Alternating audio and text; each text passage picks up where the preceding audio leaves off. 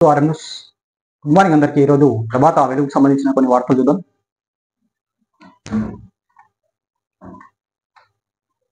ఇక ఒక్క సెకండ్ తేడాలోనే 2 ఇంజన్లు ఫెయిల్. ఇక ఫ్యూయల్ స్విచ్ ఆఫ్ అయి కావడమే ఎయిర్ ఇండియా విమాన ప్రమాదానికి కారణం అన్నట్టు ఒక వార్త చూస్తున్నాం. ఇక ప్రాథమిక వేదికను విడుదల చేసిన ఏఐబి తర్వాత పక్షులు ఢీకొంటలే విద్రోహ చర్యపై అనుమానాలు లేవని వెల్లడించింది.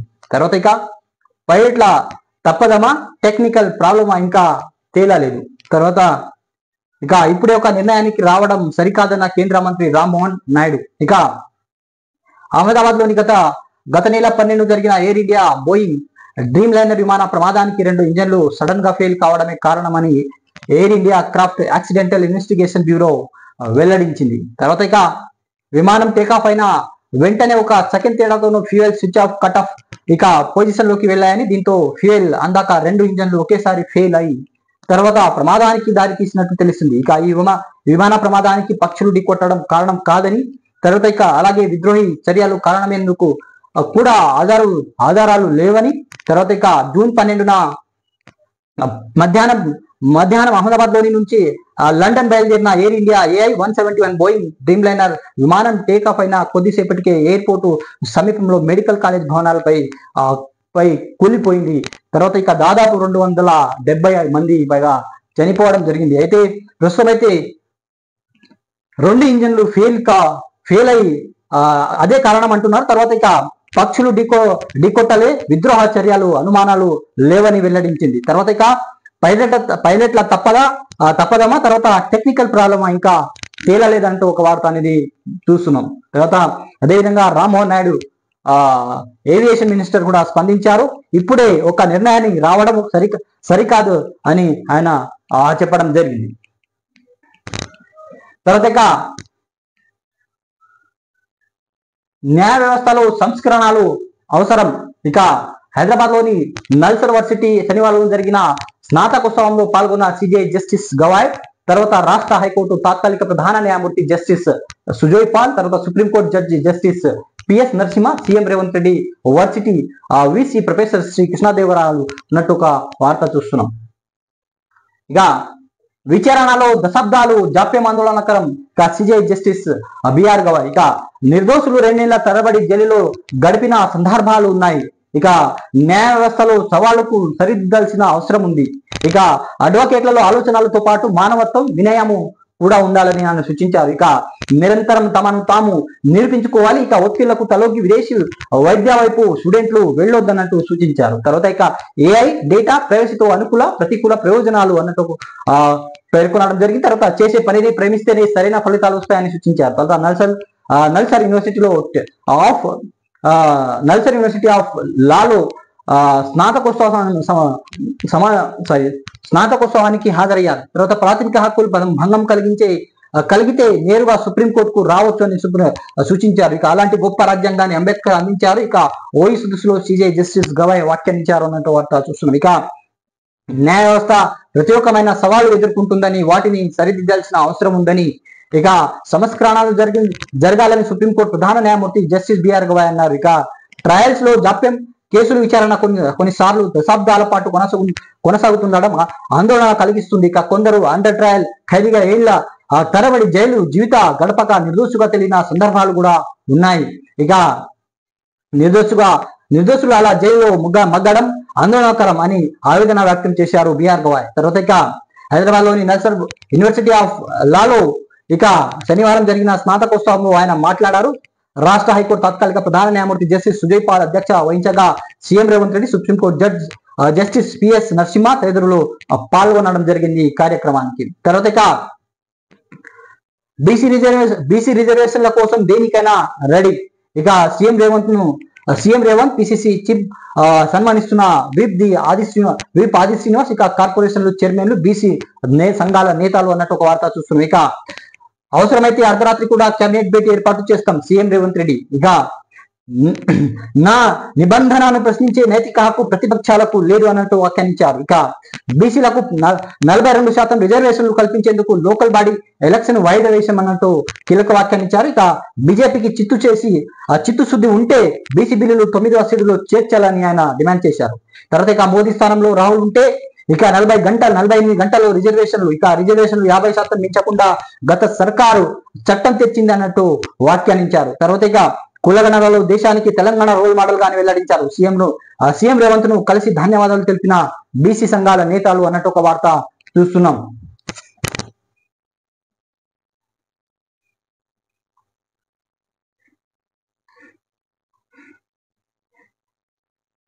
తర్వాత ఇక ఇండియా 387 పరుగులకి ఆల్అౌట్ అయింది. ఇక ఇంగ్లాండ్ లో జరుగుతున్న 3వ టెస్ట్ తొలి ఇన్నింగ్స్ లో టీమిండియా ఆధిక్యం సాధించలేకపోయింది. ఇక 145 రన్స్ చేసి మూడు వికెట్లు కోల్పోయి ఇక 3వ రోజు ఆట కొనసాగించిన ఇండియా తొలి ఇన్నింగ్స్ లోనే 387 రన్స్ కి ఆల్అౌట్ అయింది. ఇక ఇంగ్లాండ్ కూడా తొలి ఇన్నింగ్స్ లో 387 రన్స్ కి ఆల్అౌట్ అయిన విషయం తెలిసిందే అన్నట్టు ఒక వార్త చూస్తున్నాం.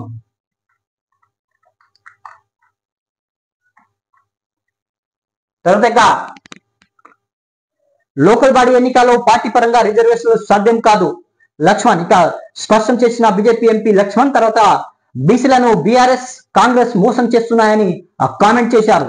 ఇక లోకల్ బాడీ ఎన్నికల్లో పార్టీ పరంగా రిజర్వేషన్లు ఇవ్వడం సాధ్యం కాదని ఓబీసీ మోర్చా జాతీయ అధ్యక్షుడు బీజేపీ ఎంపీ లక్ష్మణ్ అన్నారు. ఇక శనివారం ఢిల్లీలోని అధికారిక నివాసంలో ఆయన మీడియాతో మాట్లాడారు. పార్టీ జెండాపై జరగని ఎన్నికలకు రిజర్వేషన్ ఎలా చేస్తారని ప్రశ్నించారు. 2023 ఎన్నికల్లో బీజేపీని గెలిపిస్తే బీసీని సీఎం చేస్తామని హామీ ఇచ్చారు. తమకు ప్రయోజనం కలగలేదన్నట్టు ఒక వార్త చూస్తున్నాం. అయితే ప్రస్తుతం అయితే లోకల్ బాడీ ఎలక్షన్ కి సంబంధించిన వార్త ఇది. పార్టీ పరంగా రిజర్వేషన్లు సాధ్యం కాదు లోకల్ బాడీ ఎలక్షన్స్ కి. ఎందుకంటే నివాస్ ఆయన మీడియాతో మాట్లాడుతూ ఇక పార్టీ జెండాపై జరగని ఎన్నికలకు రిజర్వేషన్లు ఎలా ఇస్తారని ప్రశ్నించారు ఎంపీ లక్ష్మణ్. తర్వాత ఆలయాల్లో పనిచేసే కార్మికులు కనీస వేతనాలు. ఇక బాసరా దేవాలయాన్ని సందర్శించిన అనంతరం మీడియాతో మాట్లాడుతున్న మంత్రులు వివేక్ వెంకటస్వామి, కొండా సురేఖ ఇక అమలుకు చర్యలు తీసుకుంటాం మంత్రి వివేక్ వెంకటస్వామి. ఇక గిగ్ వర్కర్లకు ఉద్యోగ భద్రత కూడా కల్పిస్తామన్నట్టు వ్యాఖ్యానించారు. తర్వాత అప్పులున్న సంక్షేమ పథకాలు అమలు చేస్తామని వెల్లడించారు. తర్వాత గోదావరి పుష్కరాలపై కేంద్ర శిక్షా మంత్రి కొండా సురేఖ ఇక ఏపీకి 2000 కోట్లు ఇచ్చి తెలంగాణకు విస్మరించింది అన్నట్టు వ్యాఖ్యానించారు. ఇక బాసరా అభివృద్ధి కోసం డిపిఆర్ రూపొందిస్తామని వెల్లడించారు. బాసరాలో మంత్రుల పర్యటన, ఇక కొత్త బిల్డింగ్ ప్రారంభించారు మంత్రులు అన్నట్టు ఒక వార్త అనేది చూస్తున్నాం. ఇది తర్వాత వెలుగుకు సంబంధించిన కొన్ని వార్తల విశేషాలు అనేది మనం చూసినాం. సో ప్లీజ్ సబ్స్క్రైబ్ చేయండి, లైక్ చేయండి, కామెంట్ చేయండి, షేర్ చేయండి. ఏదైనా సలహాలు ఇవ్వాలనుకుంటే సలహాలు మీరు కామెంట్ రూపంలో తెలియజేయండి. Thanks for watching RM news.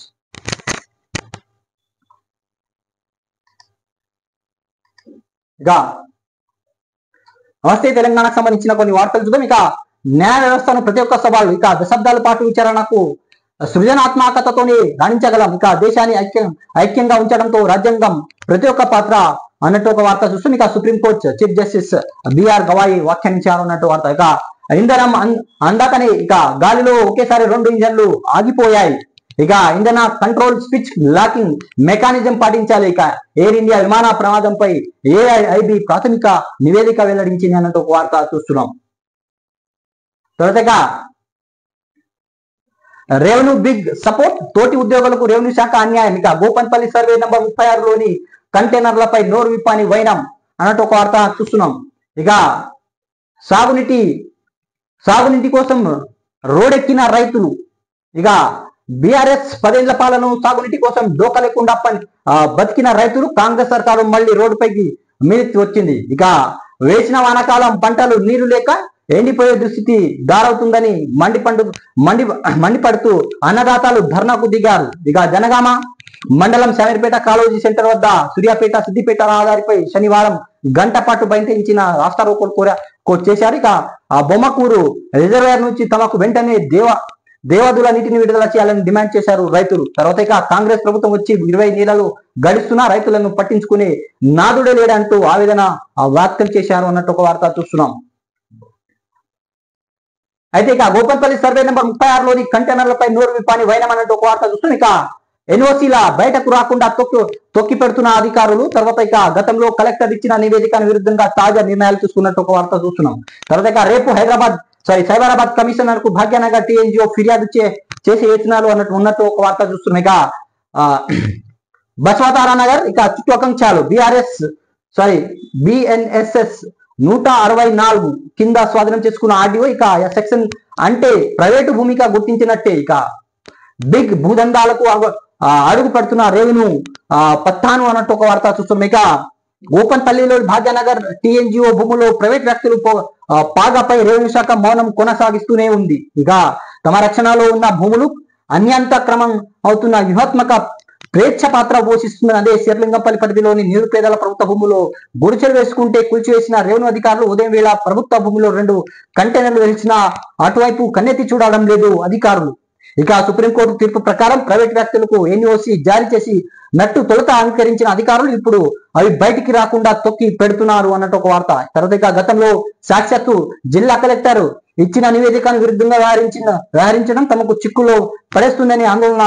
ఎన్ఓసీలు బయటికి రాకుండా జాగ్రత్తలు పడుతున్నట్టు తెలుస్తుంది. మరోవైపు 32 ఎకరాలపై ఆశ వదులుకొని మిగిలిన భూమి దక్కుతుందని ఆశించిన భాగ్యనగర్ టీఎన్జిఓలు దానికి ఎసరు పెడుతుండడంతో సోమవారం సైబరాబాద్ కమిషనర్ కలిసి ఫిర్యాదు చేయాలని భావిస్తున్నట్టు విశ్వనీయ వర్గాలు తెలిపాయన్నట్టు ఒక వార్త చూస్తున్నాం. తర్వాత మభ్య పెట్టేందుకే డ్రామా, ఆర్డినెన్స్ కోర్టులో నిలబడే అవకాశం లేదు. తర్వాత ఇక చారిత్రాత్మక నిర్ణయం కాదు, ఇక చరిత్రక తప్పదం. ఇక 42% బీసీ కోటాపై కాంగ్రెస్ చిత్తుశుద్ధి లేదు. తర్వాత ఇక సోషల్ జస్టిస్ పై కాంగ్రెస్ అవగాహన లేదు. ఇక చట్టం చేస్తే గానీ 42% రిజర్వేషన్లు సాధ్యం కాదు. తర్వాత ఇక కేంద్రంలోని బీజేపీ సర్కారు అంగీకరించే పరిస్థితి లేదు. నమస్తే తెలంగాణ ప్రతి ఒక్క ఇంటర్లోని Delhi university retired professor Tirumali స్పష్టీకరణ అన్నట్టు ఒక వార్త చూస్తున్నాం. తర్వాత పరిమితికి మించి అప్పు. ఇక గతంలో 1000 కోట్లు తీసుకుంటామని ఇండియన్ కానీ ఈ నెల ఈ వేలానికి 2,500 కోట్లు విలువైన బాండ్లు. తర్వాత ఇక ఈ నెల 15న తీసుకోనున్న రేవంత్ రెడ్డి సర్కార్ అన్నట్టు ఒక వార్త చూస్తున్నాం. ఇది నమస్తే తెలంగాణకు సంబంధించిన కొన్ని వార్తల విశేషాలు మనం ఈరోజు చూసినాం. సో ప్లీజ్ సబ్స్క్రైబ్ చేయండి, లైక్ చేయండి, కామెంట్ చేయండి, షేర్ చేయండి. ఏదైనా సలహాలు ఇవ్వాలనుకుంటే సలహాలు మీరు కామెంట్ రూపంలో తెలియజేయండి. Thanks for watching RM news.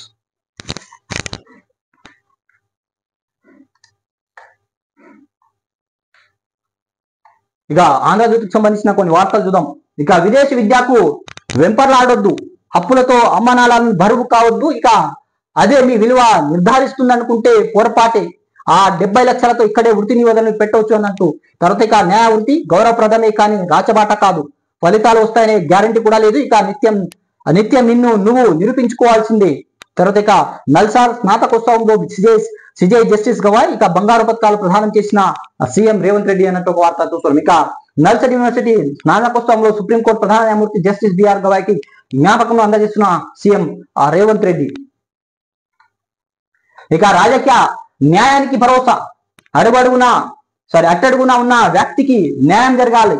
ఇక రాజ్యాంగ సవరణకు అంబేద్కర్ మద్దతు ఉంది అన్నట్టు ఒక వార్త చూస్తున్నాం. ఇక సవరణలోని సామాజిక ఆర్థిక న్యాయం సాధ్యం. అంబేద్కర్ మాటలోంచే ఆర్టికల్ 32కు ఊపిరి. ఇక అప్పుడే రాజ్యాంగాన్ని రక్షణ కవచం అదే.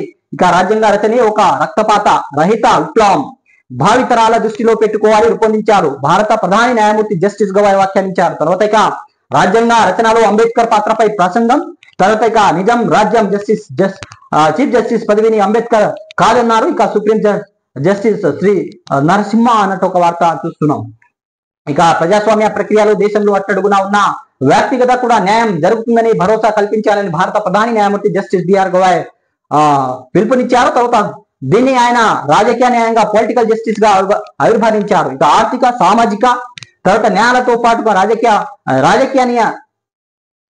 రాజకీయ జరిగే చూడాల్సిన లక్ష్యాన్ని అందరూ కట్టుబడి ఉండేందుకు ప్రయత్నించాలని కోరారు. భవిష్యత్తు అవసరాలు రీత్యా రాజ్యాంగాన్ని సవరించడాన్ని అంబేద్కర్ స్వాగతించారని పేర్కొన్నారు జస్టిస్ బిఆర్ గవాయ్. రిజర్వేషన్లపై ఢిల్లీకి దేశ వ్యాప్తంగా మద్దతు కూడగట్టేందుకు సీఎం ప్రయత్నం. ఇక 16-17 తేదీలో హస్తినాలో సీఎం రేవంత్ రెడ్డి. ఇక రాష్ట్రపతి ముర్ము ప్రధాని నరేంద్ర మోదీని కలిసే అవకాశాలు కూడా అన్నట్టు ఒక వార్త చూస్తాం. తర్వాత రిజర్వేషన్లపై రాష్ట్ర ఎంపీలతో పాటు కూటమి ఎంపీలకు పవర్ పాయింట్ ప్రజెంటేషన్ ఇవ్వనున్నారు సీఎం రేవంత్ రెడ్డి. తర్వాత 21 లేదా ఆ తర్వాత 1-2 రోజుల్లో ఢిల్లీలోని కాన్స్టిట్యూషన్ క్లబ్ లో సదస్సు, తర్వాత పార్లమెంటు లో మాట్లాడాలని ఎంపీలను కోరునున్న సీఎం. తర్వాత ఇక 2029 ఎన్నికల్లో బీజేపీ రిజర్వేషన్ల అజెండా. ఇక స్థానిక ఎన్నికల్లో బీసీలకు 42% రిజర్వేషన్ల పైన నిబంధతను ప్రశ్నించలేరు. మోదీ స్థానంలో రాహుల్ గాంధీ ఉంటే 48 గంటలు రిజర్వేషన్లు సాధించేవాడిని. ఇక చట్టబద్ధత కల్పించాల్సిన కేంద్ర ప్రభుత్వమే మంత్రులు బీసీ నేతలతో భేటీలో సీఎం రేవంత్ రెడ్డి కీలక వాక్యాలు అన్నట్టు ఒక వార్త చూస్తున్నాం. తర్వాత ఇక గాంధీ భవన్ లో రాహుల్ రేవంత్ మహేష్ గౌడ్ ఫ్లెక్సీలను క్షీరాభిషేకం చేస్తున్న NSIU కార్యకర్తలు అన్నట్టు ఒక వార్త చూస్తున్నాం. ఇక అధిక వడ్డీలతో అల్లాడిపోతున్నాం, రాష్ట్ర ఆదాయం అంతా ఆటైపోతుంది. ఇక ప్రధాని ఆర్థిక సలహా మండలి చైర్మన్ తో రేవంత్ రెడ్డి అన్నట్టు ఒక వార్త చూస్తున్నాం. ఇక బీసీ బిల్లులు రాష్ట్రపతి వద్ద ఉండగా ఆర్డినెన్స్ ఇవ్వడం అంతరం ఏంటి? గవర్నర్ ఆమోదం తెలిపే అవకాశం ఉందా రాష్ట్ర ప్రభుత్వానికి? బీజేపీ ఎంపీ లక్ష్మణ్ ప్రశ్నలు అన్నట్టు ఒక వార్త చూస్తున్నాం. ఆంధ్రజ్యోతికి సంబంధించిన కొన్ని వార్తల విశేషాలు మనం మీరు చూసాం. సో ప్లీజ్ సబ్స్క్రైబ్ చేయండి, లైక్ చేయండి, కామెంట్ చేయండి, షేర్ చేయండి. ఏదైనా సలహాలు ఇవ్వాలనుకుంటే సలహాలు మీరు కామెంట్ రూపంలో తెలియజేయండి. Thanks for watching RMS.